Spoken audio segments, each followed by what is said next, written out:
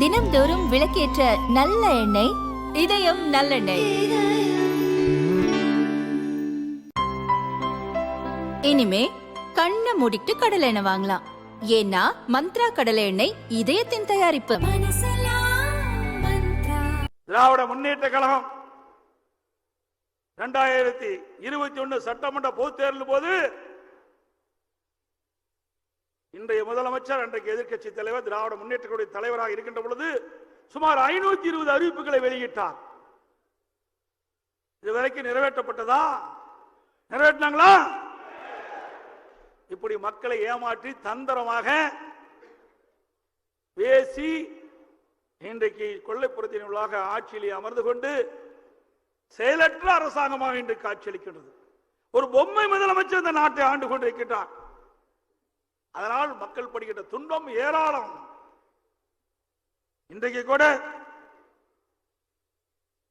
இந்த ஆட்சியில சாதனை என்று சொன்னால் ஊழல் செய்வதிலே சாதனை, வேற எதிலையும் சாதனை கிடையாது. கமிஷன், கலெக்ஷன், கரப்ஷன், இதுதான் திமுக ஆட்சியினுடைய சாதனை. வேற என்ன சாதனை செஞ்சிருக்கிறாங்க? எல்லா துறையிலும் ஊழல், ஊழல் இல்லாத துறையே கிடையாது. நாள்தோறும் ஊழல். இந்தியாவிலேயே ஊழலுக்காக கலைக்கப்பட்ட ஒரு அரசாங்கம் என்று சொன்னால் அது திமுக அரசாங்கம் தான். ஊழலுக்காக கலைக்கப்பட்ட அரசாங்கம். ஸ்டாலின் எப்பொழுது பார்த்தாலும் நம்ம இயக்கத்தை பற்றி குறை சொல்லுவார். அண்ணா திமுக ஆட்சியில் தான் ஊழல் நடைபெற்றது என்று சொல்லி, இப்பொழுது எந்த ஆட்சியில் ஊழல் நடைபெற்று சிறையிலே இருக்கின்றார் என்பது நாட்டு மக்கள் அறிவார்கள். அண்மையிலே ஒரு அமைச்சருக்கு நீதிமன்றத்தின் மூலமாக தண்டனை கிடைச்சிருக்குது. இன்னும் பல பேருக்கு தண்டனை கிடைக்க காத்து கொண்டிருக்கின்றார்கள். அந்த முன்னாள் இருக்கிற வரிசையெல்லாம் போயிடும்.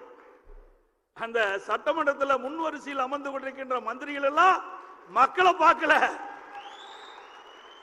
நீதிமன்றத்துக்கு எப்பொழுது தீர்ப்பு வரும் என்று எதிர்நோக்கி கொண்டிருக்கிறார்கள். இந்த நாடாளுமன்ற தேர்தலுக்குள்ள பல பேர் எந்த இடத்துல இருக்கணுமோ அந்த இடத்துல அவர் இருப்பார்கள். அதோட இன்றைக்கு ஒரு அமைச்சர் சிறையில இருந்து கொண்டிருக்கிறார். யார் என்று உங்களுக்கு தெரியும். 5 மாசமா அழகா சொல்றீங்க, சிறையில் இருந்திருக்கிறார். நம்முடைய நீதிமன்றம் ஒரு தீர்ப்பை வழங்குச்சு.